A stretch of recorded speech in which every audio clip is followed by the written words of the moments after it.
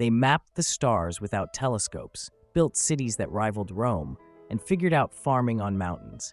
So, how did civilizations like the Maya and the Inca know all that? And why don't we? Before Columbus ever showed up, the Americas were not just a bunch of scattered tribes living in huts. Nah, we're talking giant empires, advanced science, and deep philosophies, all built without help from Europe, Asia, or Africa. These civilizations knew things, crazy things, that we still don't fully understand today. Here's the thing. When people think of the Americas before 1492, they picture primitive life. But that couldn't be further from the truth.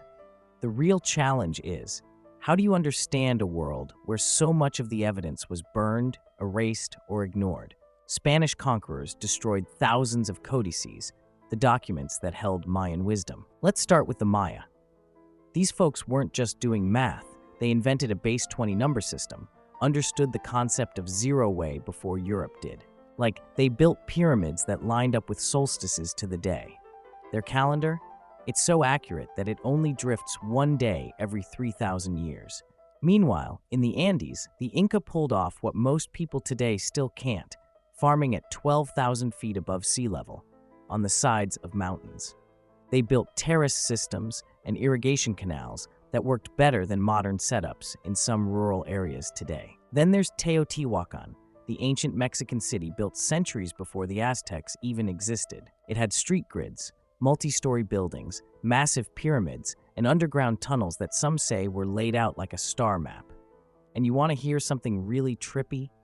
Cahokia, near modern-day St. Louis, once had more people than London in 1250 AD. It had massive earthen mounds, organized trade routes, and spiritual centers. So how did these civilizations figure all this out without microscopes, GPS, or even writing systems like ours? Here's where it gets crazy. A lot of what they knew might be gone forever.